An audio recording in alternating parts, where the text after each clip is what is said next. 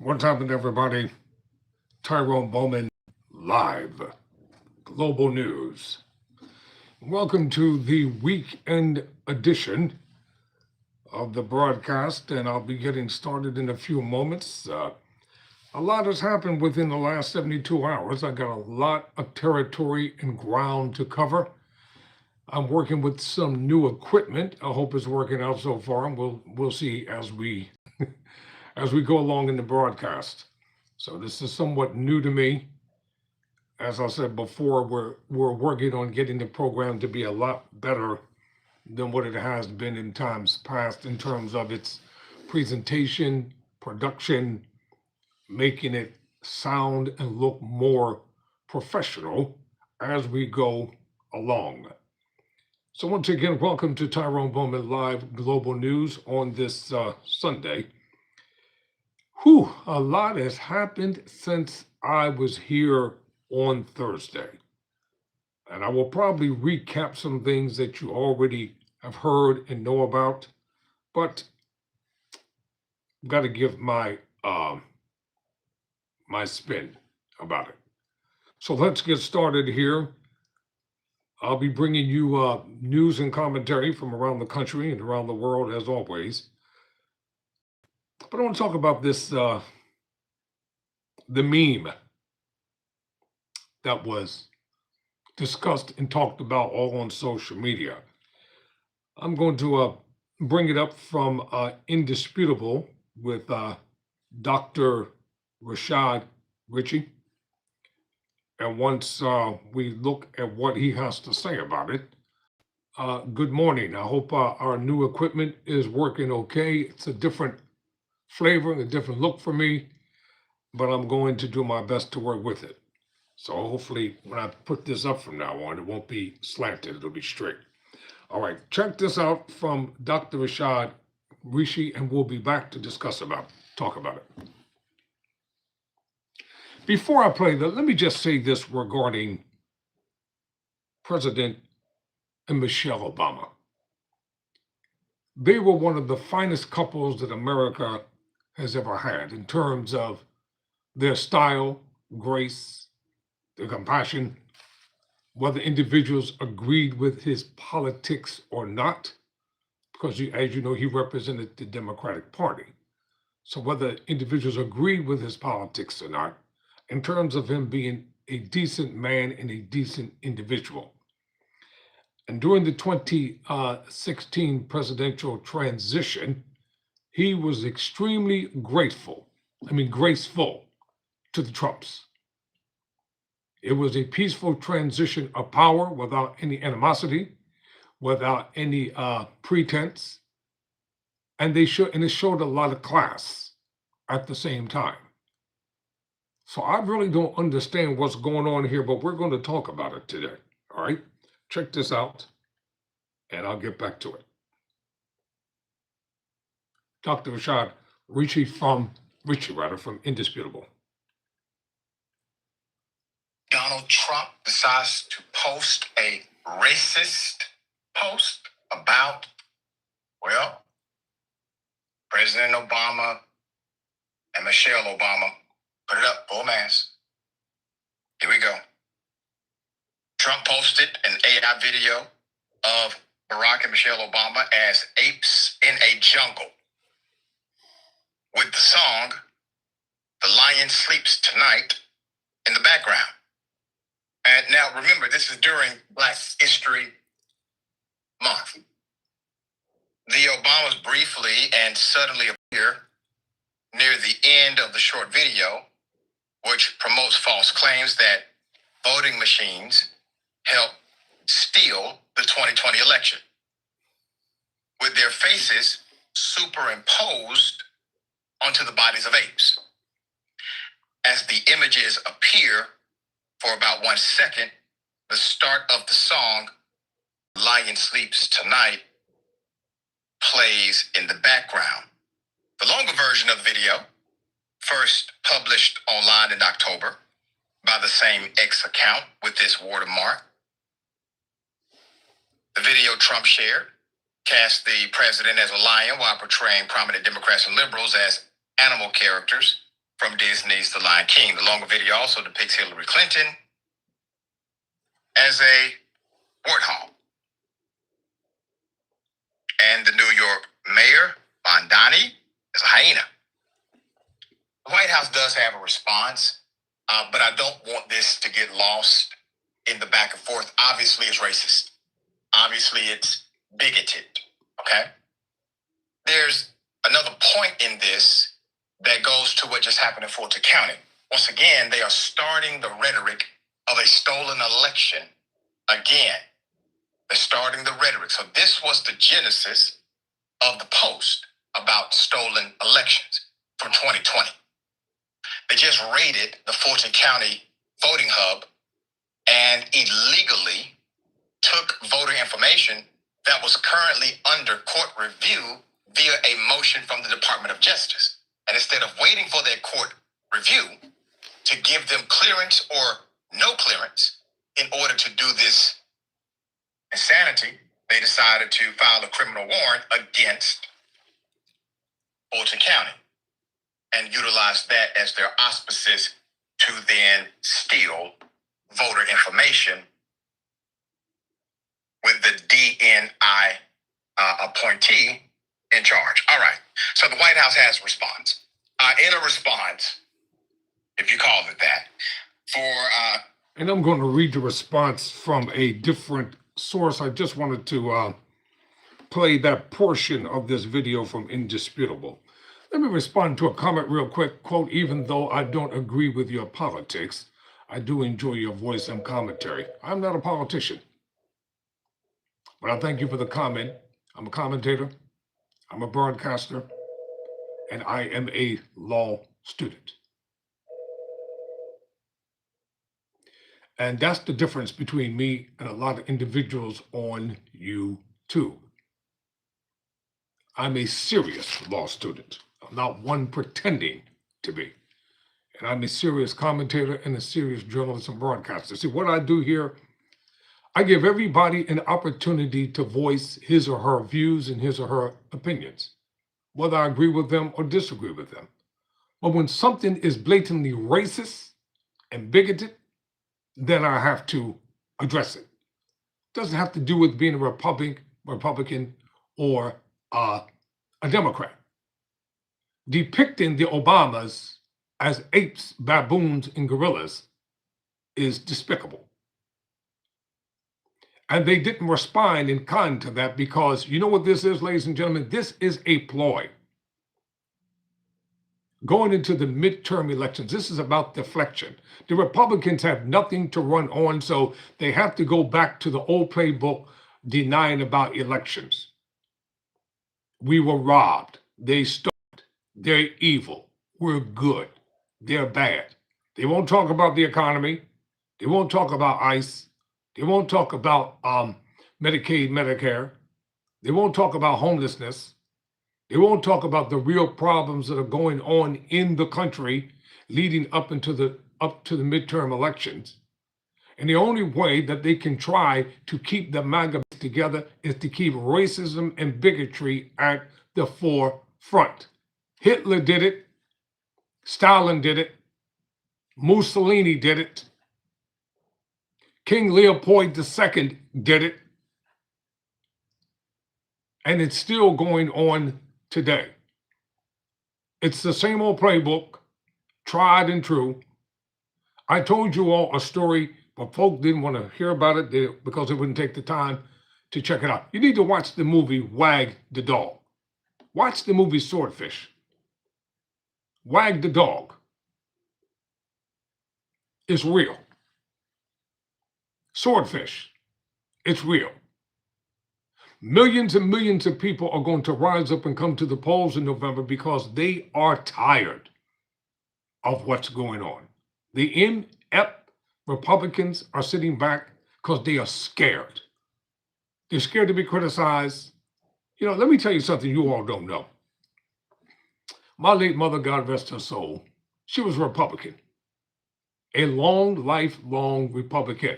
I was raised in a Republican household. So don't tell me I don't know what I'm talking about. She was a delegate to Richard Nixon's to the convention. So I know about both sides of the spectrum here, Republicans and the Democrats. As I've said before, at some point in time, the Republican Party is going to have to reshape its image, rebrand itself, and they're going to nominate a Black individual to become president of the United States. Because they don't want to be left with the fact that they're considered to be Nazis, fascists, racists, and bigots. And I'll tell you something right now, and I know this is a fact. If those same means had been depicting Jews during the Holocaust, the same way, all hell would break loose. You know it, and I know it. All hell, B'nai B'rith, the ADL, would be all over their cases right now, and they wouldn't let it go. This would be more than a campaign issue. So it's always easy to attempt to attack Black people, try to dehumanize us, try to make it seem like we're inept, we're unintelligent, try to make it seem like, well, who were the savages? Let's ask the fundamental question, who were the savages? Who were the barbarians? Who were the individuals that caused the pandemonium and chaos in America?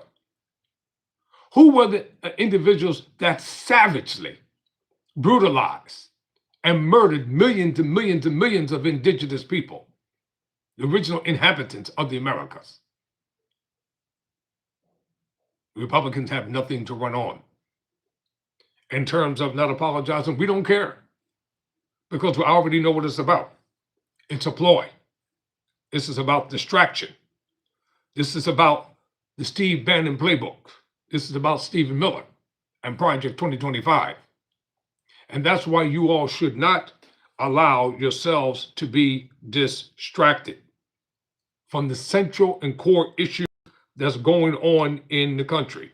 Now, let me just read some things here, and and on tomorrow's broadcast, I'll go into great detail with several videos coming across the country.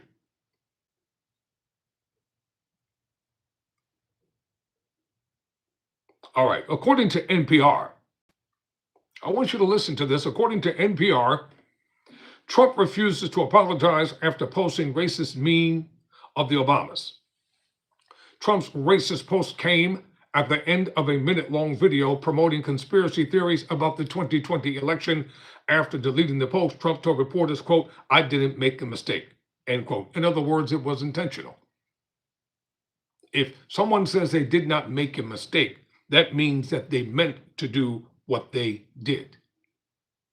And especially, we already know the Republicans and the white folk in the Republican Party don't give a damn about Black History Month and the contributions that Black people have made toward this country. We know this. But it's not going to stop us from being who we are. It's not going to stop us from being proactive, being productive, being consciously awakened. It's not going to stop us from moving forward in so many different ways. So whatever people attempt to say or try to say, I'm going to continue to responsibly report things the way it should be reported and keep the focus on what we should be talking about. The economy, gas prices, food prices, unemployment, joblessness, homelessness, Medicaid, Medicare, SNAP benefits.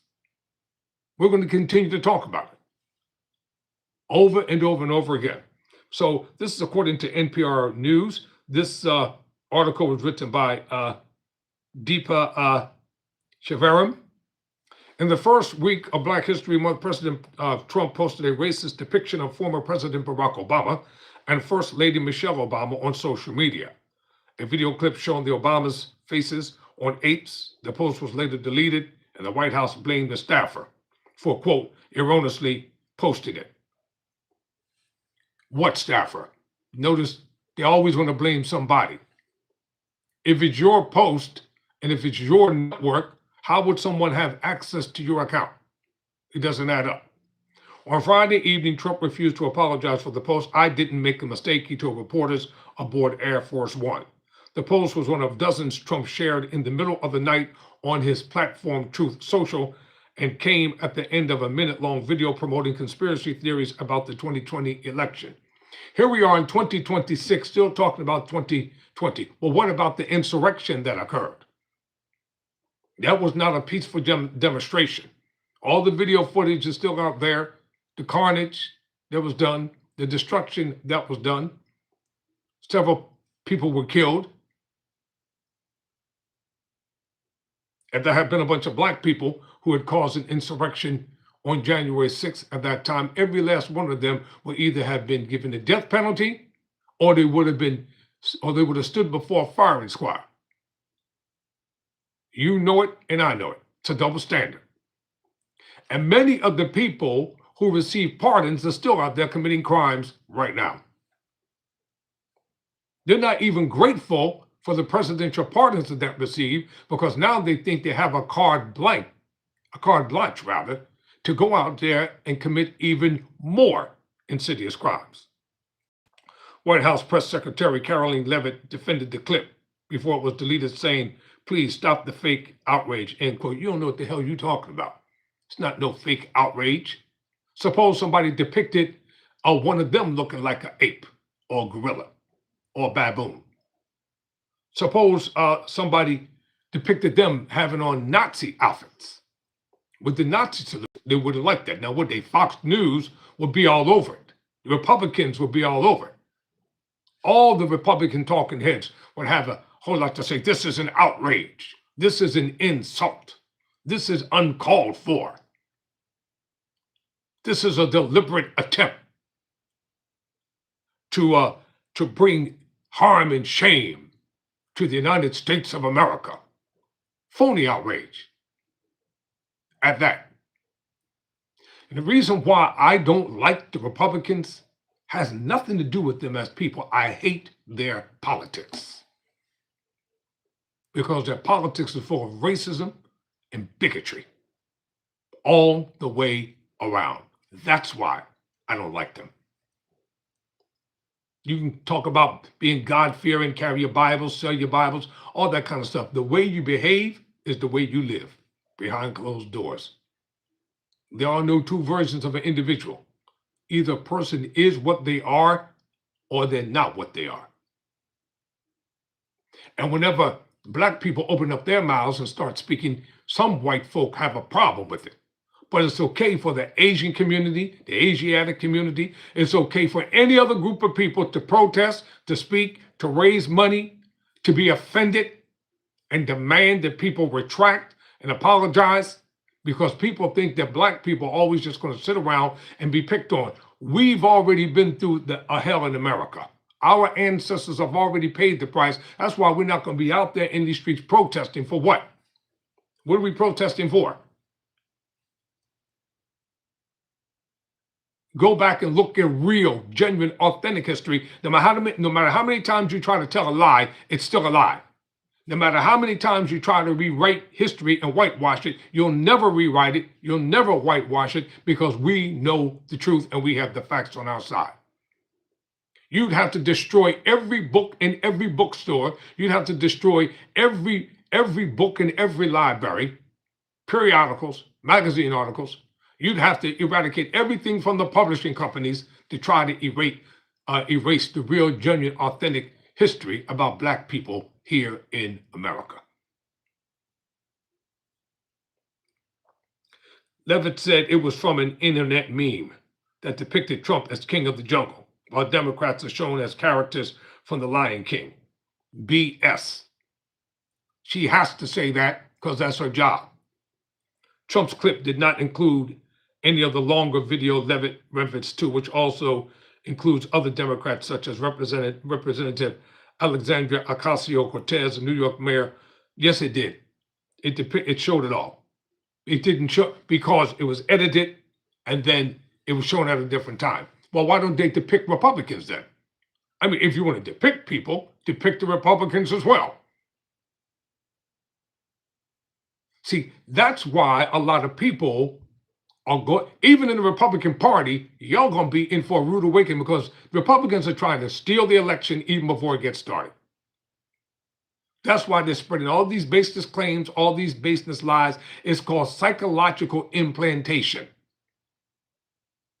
They did it with Kamala Harris. They did it with Joe Biden, and they're trying to do it again because they want to maintain power and continue to take America down a pathway of self-destruction.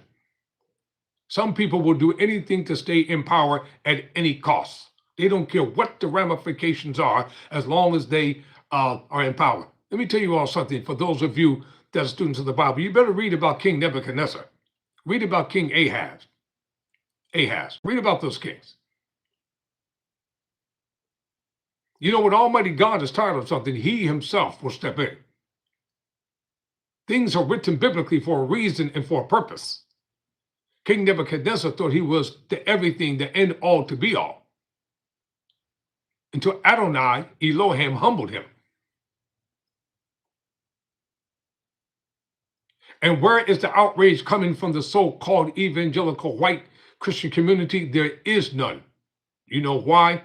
Because many of them feel the same exact way regarding the Obamas.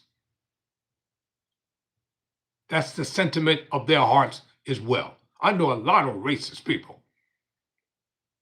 Yes, I said it. I said I personally know a lot of racist, bigoted people. And I've had quite a few spirited, cursing conversations with them. And as I told them, I'll say before the camera, I don't care if you don't like me, loathe me, despise me, but you will respect me. You don't get respect until you give it. No one's going to respect you just because you say you want to be respected. So yes, Black America is going to have a lot more to say about this before it's all over, whether people like it or not.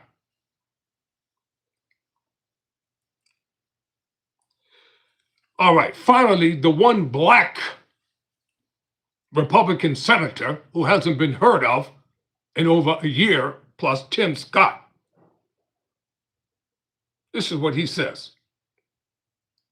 He's praying it was fake. You know, Tim Scott, you are worthless. This is a quote from him. Quote, "It's the most racist thing I've seen out of this White House. The president should remove it," said Scott. Trump told reporters aboard Air Force One Friday evening that he had spoken to Scott. He's a great guy. He understands that 100%. Oh, now Scott's a great guy.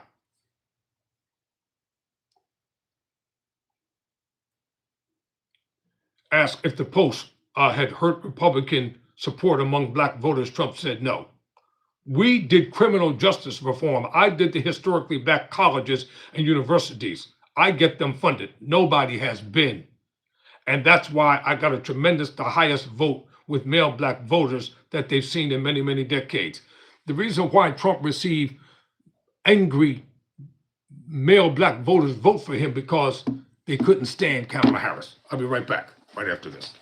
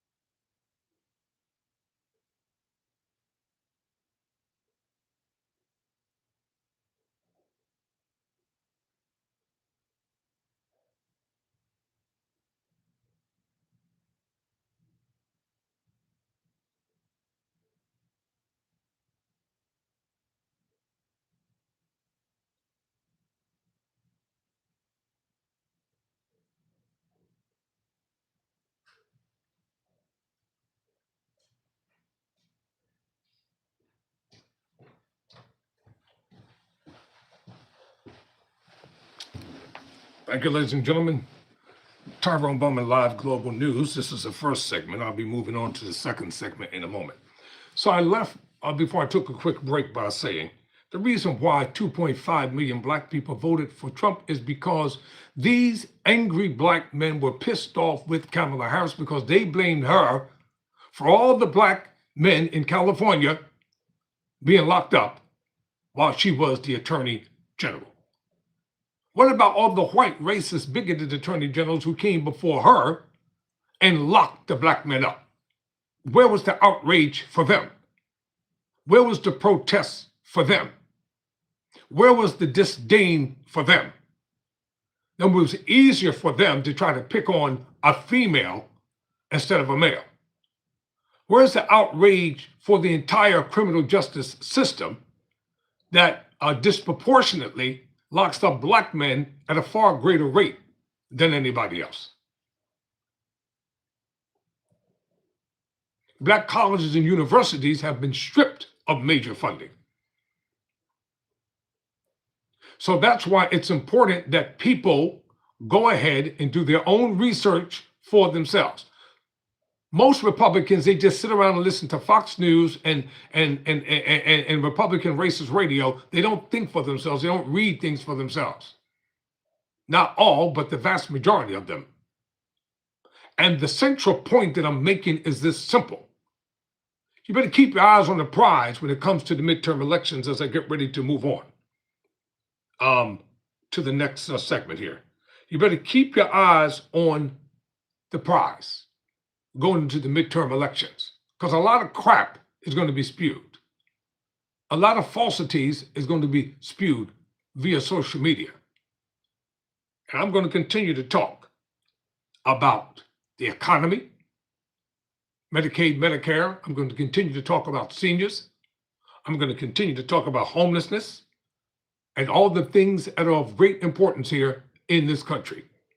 This is what the midterm elections is going to be about. And if you want ICE to continue to do what they're doing, you go ahead and you let them retain Congress and the Senate. You haven't seen anything yet, and you won't be able to stop it. Buyer's remorse from so many Republicans after they've seen what's going on in the country. And as former Vice President Harris said, I am not the president. You had an opportunity to elect her. You all chose not to. So don't bemoan the fact now that you claim you got what you voted for. So if this is what you voted for, then stop complaining. Because soon it's going to come to your city, your town, your neighborhood, your community. Because evil has no boundaries. And I'll sum this segment up by saying what Jesus said. Quote, a tree is known by the fruit that it bears. End quote. This is according to AFP. Iran defies U.S. threats to insist on right to enrich uranium. Iranian Foreign Minister Abbas Arghachi on Sunday ruled out Tehran ever giving up uranium enrichment in its negotiations with Washington, insisting it will not be intimidated by the threat of war with the United States. The minister, Abbas, told a forum in Tehran, attended by AFP, that Tehran had little trust in Washington and even doubted that the U.S. aid was taking renewed negotiations seriously. Quote, why do we insist so much on enrichment and refuse to give it up even if a war is imposed on us? Because no one has the right to dictate our behavior. Arghachi said, the military deployment in the region does not scare us, he said, referring to the arrival of an aircraft carrier, the USS Abraham Lincoln, in the Arabian Sea. The United States and Iran reopened negotiations on Friday for the first time in years in Oman. Iran is seeking to have U.S. economic sanctions on the country lifted in exchange for what? Arghachi said at the forum could be a series of confidence-building measures concerning the nuclear program. Western countries and Israel, thought to be the Middle East's only country with nuclear weapons, say Iran is seeking to acquire a nuclear bomb. with the Islamic Republic denies. They fear our atomic bomb. While we are not looking for one, our atomic bomb is the power to say no to the great powers, Archachi said. Archachi's comments came as U.S.-led negotiator Steve Witkoff and Jared Kushner. Do you people really pay attention to what's going on? Jared Kushner, or Kushner, whatever his name is. Steve Witkoff.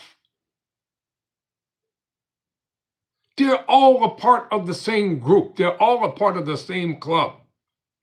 Just because you don't see somebody in front of the camera, don't think that they're out of the picture. Just like Elon Musk is still operating in the shadows. Whether you see him in the White House or not, whether you see him before the cameras or not, he is still around.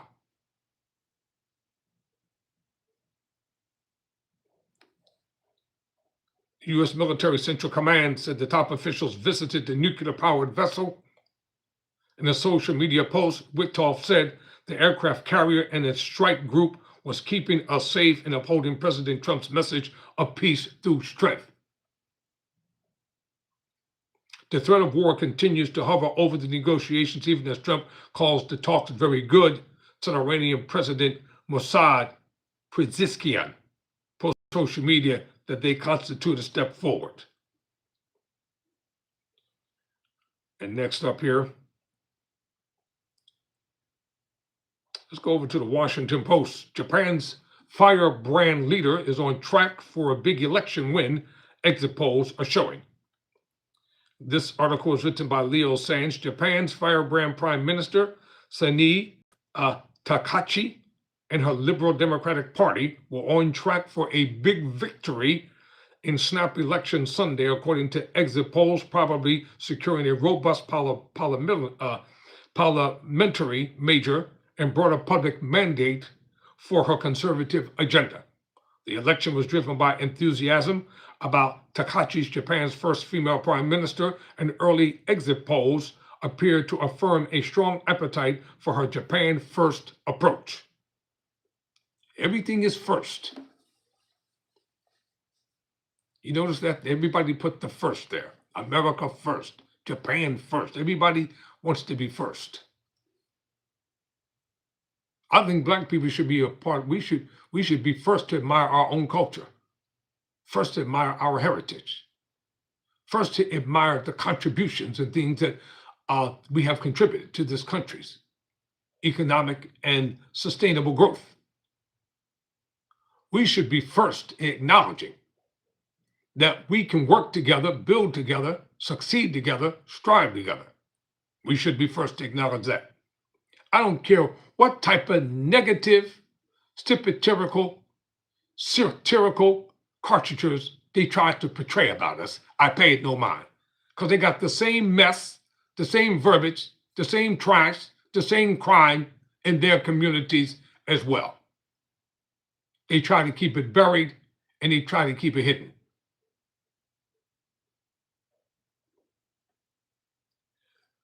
The LDP was on track to win some 300 seats in the parliament's lower chamber, according to exit polling published by public broadcast NHK immediately after polls closed at 8 p.m. for higher than the 233 needed for a majority. Takachi, who's 64, swept into office last year, promising to protect the nation's manufacturing industries and signaling a more hawkish approach toward China. Her image as a relentless workhorse and unconventional leadership style have spawned a legion of superfans, especially among many younger voters, whom she has embraced in a social media post on the eve of the balloting.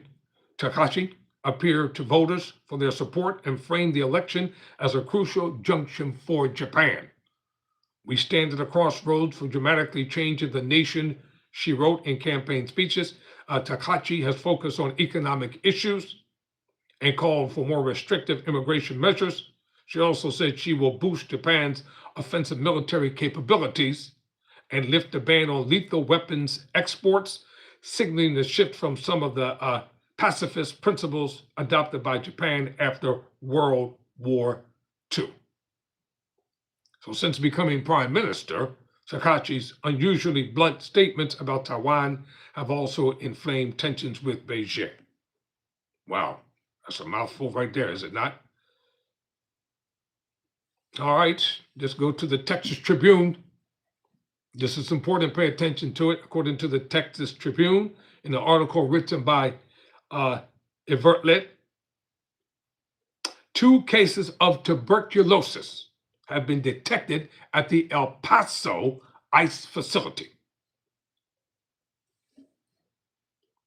2 active cases of tuberculosis and 18 cases of COVID-19 have been identified at a massive immigration detention center in El Paso.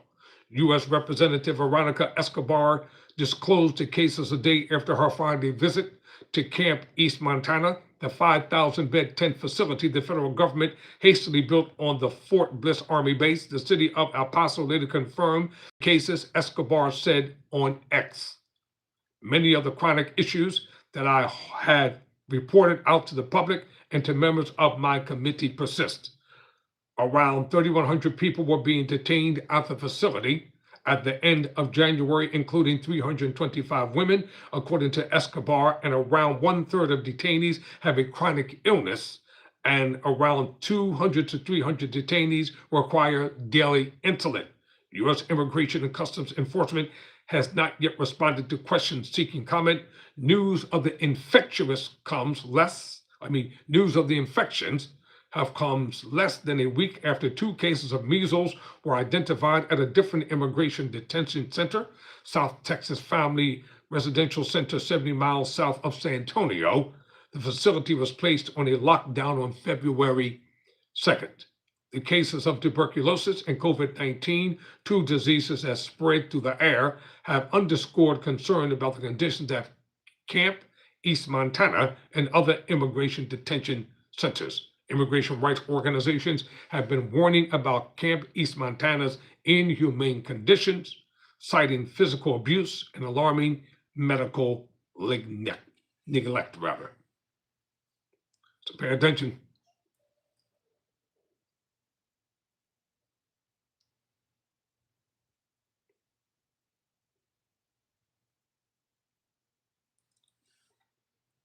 Here's another article. This is about a police sergeant who has been convicted of manslaughter in the cooler throwing death. According to USA Today, written by Eduardo Cuevas. A New York judge convicted a police sergeant of second-degree manslaughter for throwing a cooler at a man's head during a fatal 2023 chase. Bronx County Judge Guy Mitchell rendered his February 6th verdict against New York City Police Sergeant Eric Duran, who was 38, for causing the death of 30-year-old Eric Dupree, according to New York Attorney General Letitia James's office, which investigates police killings. Dupree, a delivery driver, had 3 children. Quote, I offer my sincerest condolences to the family and friends of Eric Dupree. James, whose office prosecuted the case in Bronx criminal court, said in a statement, though it cannot return Eric to his loved ones, today's decision gives justice to his memory, end quote. James's office said the conviction carries a maximum sentence of 15 years in prison, which I doubt he'll get that. I don't foresee them taking a law enforcement officer and locking him up for 15 years.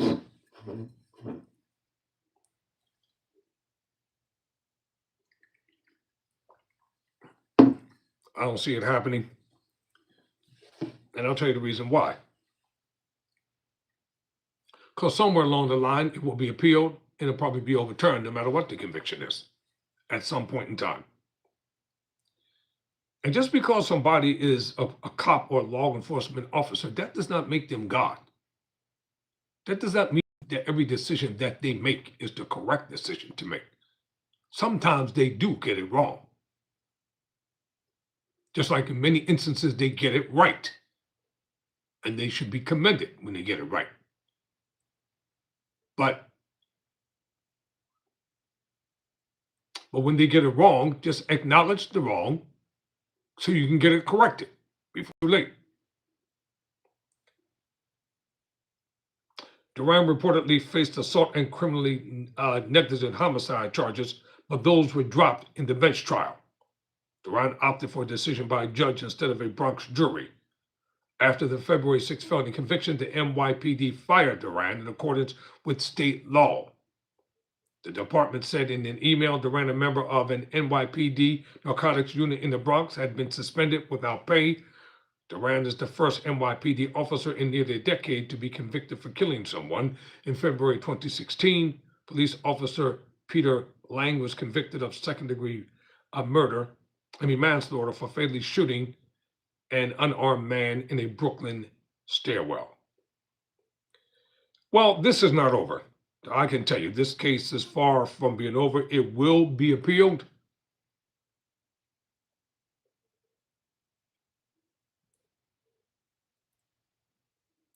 So why?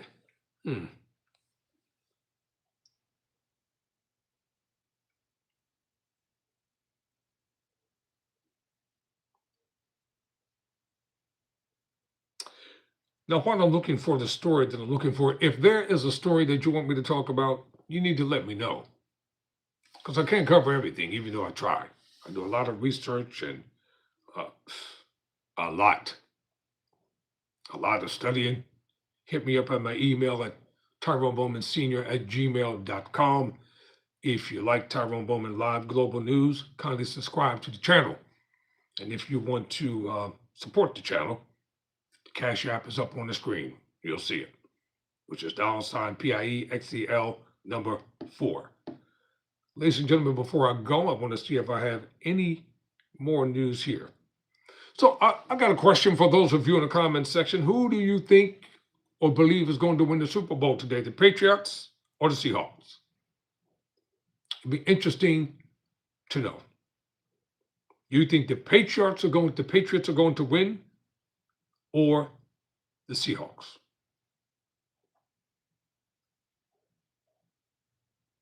So what do we have here?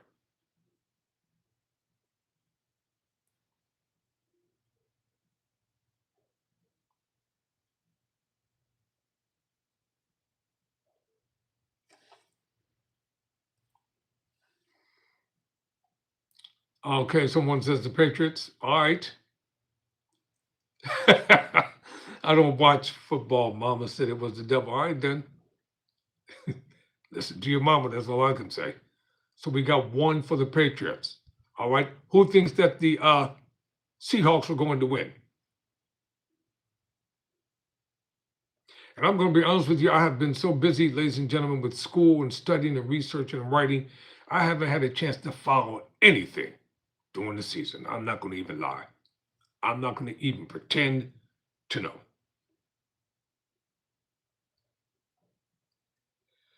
Well, let's talk about how grocery store prices have changed since Trump took office.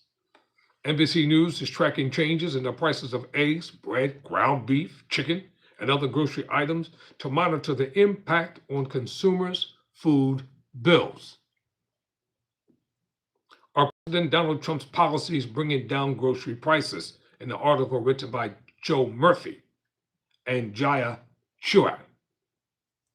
Grocery prices have been on the rise for most of the past 6 years as supply chain bottlenecks, the war in Ukraine, and excessive profit taking here in America have put a strain on consumers' wallets. Trump campaigned heavily on the price of food in 2024, promising that if elected, he would lower costs. Has that happened? To find out, NBC News is tracking the average grocery price of eggs, beef, and other common grocery basket items. The average price of eggs, a frequent stand-in for inflation during the campaign, have declined from a spring 2025 peak and is now down 30% since Trump took office last year. Average orange juice prices are up 28%, and ground beef prices are up 15% from January 2025. Pork, bacon, and chicken prices are also up. Since 2021, NBC News has monitored the average point of sale price for eggs, chicken, bread, ground beef, and other common grocery items. Okay. So there seems to be some vast improvement here. Kudos. Prices are going down in terms of certain items, and that's good for a lot of people. But in some instances, it's still inflatably high.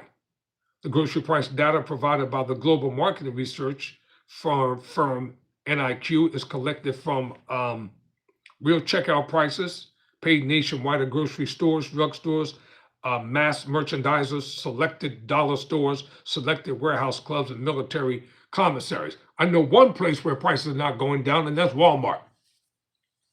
Prices are still jacked up in Walmart. Prices are jacked up in Target and all these other so-called name brand stores. Prices are jacked up in Whole Food, Trader Joe's. Prices are still high. If you even go to ShopRite, prices are still high. If you go to Aldi's, they tell you don't go to Aldi's. Well, some of their prices are high and some of their prices are okay. Save a lot. A lot of people don't go to Save a Lot like they used to. Trump did not receive a broken and collapsed economy. That's a lie. He received a robust and thriving economy when he took office. So you can put the false narrative out there all you want, but I will correct it. The economy was not broken. And no one expects him to be a miracle. This is what he said he was going to do. See, that's the problem with you Republicans. You can dish it out, but you can't take it. So you go from platform to platform, and you like to spread lies and falsehoods and innuendos and cause controversy and raise hell. Yes, I said it. And you like to raise hell. So just because you're a Republican and a part of MAGA, don't think that everything that you all say and do is the gospel or that is law, because it's not. I'm out here in these streets every day. I know prices are still high. I know what's going on among everyday real people. Seniors can't afford their medicine. Seniors can't afford food. The so-called rides that come to pick them up. The people got attitudes. They don't even want to drive them around to take them to the places where they could get more for their money. The average wait for a bus is an hour and a half to 2 hours. People are working jobs around the clock, and 2 paychecks only equal 1 paycheck. Because the more money you make, the more they're going to take out of your check. When people file their income tax returns like I do every year without cheating, you don't get that much money back. They take more from you than you'll ever receive. The Bureau of Labor Statistics monthly consumer price index, which uses human data collection and includes other food product categories, is another resource for average price. I'll tell you what I'm going to do. Later on in the week, I will do a statistical breakdown of food prices around the country. And I'll get it straight from the source. According to Arizona Central, quote, "We will pay." Guthrie family seeks a resolution as search is entering the 8th day. This article was written by Perry Vendel and Helen Rommel for the Arizona Republic. Congregants of a church Nancy Guthrie attended were expected to reconvene for Sunday service today, marking 1 week since concerned churchgoers first alerted the 84-year-old's family about her unexpected absence. The service is expected to be held a day after NBC Today Show co-host Savannah Guthrie, flanked by her siblings, released a 3rd video on social media begging for the mother's return while appearing to indicate they would pay a ransom in exchange.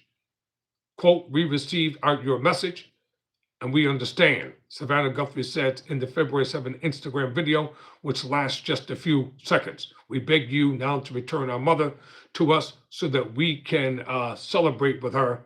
This is the only way we will have peace. This is very valuable to us and we will pay." The brief, somewhat cryptic message doesn't elaborate on what the family had come to understand from the previous message or what they hope to celebrate with their mother.